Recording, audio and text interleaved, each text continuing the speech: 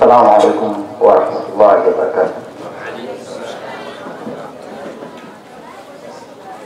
Kwanza kabisa sina budi kumshukuru Mwenyezi Mungu kwa kujalia afya, lakini pia kunipa fursa ya kuhudhuria kwenye kongamano hili kwa niaba ya mkuu wangu wa kikosi. Dhamira yake ilikuwa haja yeye mwenyewe, lakini kwa sababu ambazo ziko nje ya uwezo wake, nitembelewa leo na ugeni kutoka makao makuu, kwa hiyo akaniomba mimi nije nimwakilishe. Lakini kuna machache ambayo ameniambia kwamba na kwanza kabisa anawashukuru sana kwa mwaliko huu, lakini pia fikra hizi ambazo zimewafanya kuitisha hili jambo ambalo ni jema sana kwa mustakabali wa maisha yetu, lakini na nchi yetu kwa ujumla, kwa maana kongamano la maadili, mmomonyoko wa maadili, lakini pia kuiombea nchi yetu amani. Kwa hiyo kuhusu swala la amani, kwanza hii mmomonyoko wa maadili, kwenye maadili ndiyo mtambo wa kutengeneza watu ambao watailinda amani ama wataivunja amani. Kwenye maadili, tabia, hata ukimtafuta nyoka unaanzia kwenye miguu. Kwa hiyo tabia zinaanzia nyumbani, kwa watoto wadogo kama vile namna gani wamepata mafundisho kutoka nyumbani, kwenye shuleni, kwenye jamii. Hapo tutatengeneza watu ambao ukimweleza hiki ni kibaya anajua ni kibaya, kwa sababu foundation yake ilikuwa iko sawa sawa. Ongeleni sana kwa hiyo. Nikija kwa upande wa amani, nani anawajibika kuichunga amani au kuilinda amani au kuitengeneza amani? Tafsiri yake ni kwamba ni raia yoyote wa Jamhuri ya Muungano wa Tanzania, bila kujali dini, jinsia wala chochote, sote tuna wajibu wa kuilinda amani ya nchi yetu. Nadhani tunasikilizana vizuri. Vyombo vya ulinzi na usalama kwa upande wao wana nafasi yao kubwa, lakini bila kila mmoja wetu kujua umuhimu wa amani na kuwa tayari kuilinda amani, nadhani vyombo vya ulinzi na usalama kazi inaweza kawa kubwa sana.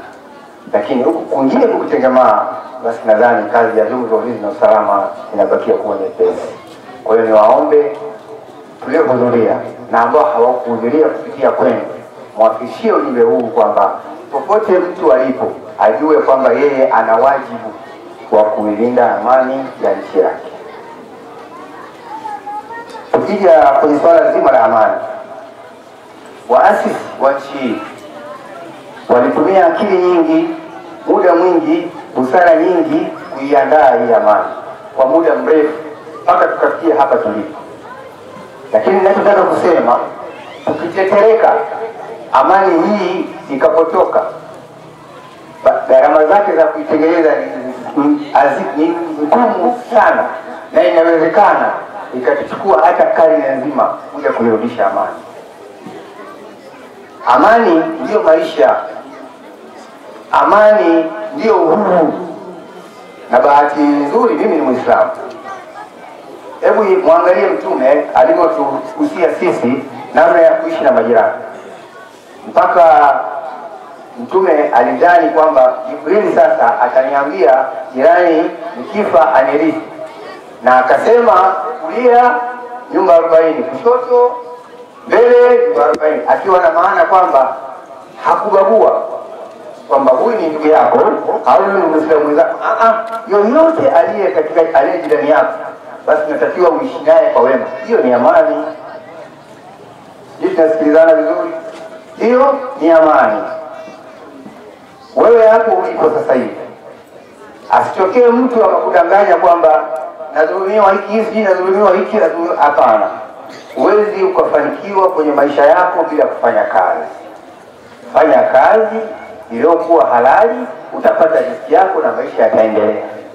Hicho unachodanganywa ukiingie, na kuhakikishieni ndugu zangu, tukishaingia huko balaa lake ni kubwa. Mifano tunayo, kuna baadhi ya nchi zilikuwa na neema iliyopitiliza, mpaka pesa ya kuoa unapewa, nyumba unajengewa, lakini wakacheza michezo ya ajabu ajabu.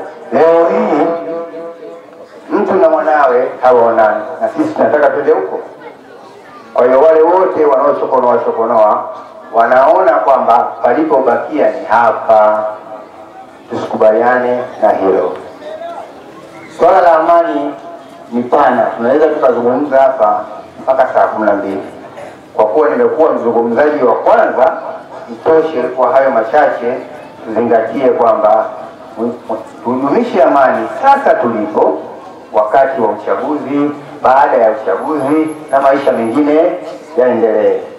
Tuombe Mungu tuamke salama tarehe 29. Asikudanganye mtu. Vyombo vya ulinzi na usalama vipo, na kiuhakika kwamba tumejipanga. Amka, kapige kura yako, rudi nyumbani, subiri matokeo. Assalamu alaikum wa rahmatullahi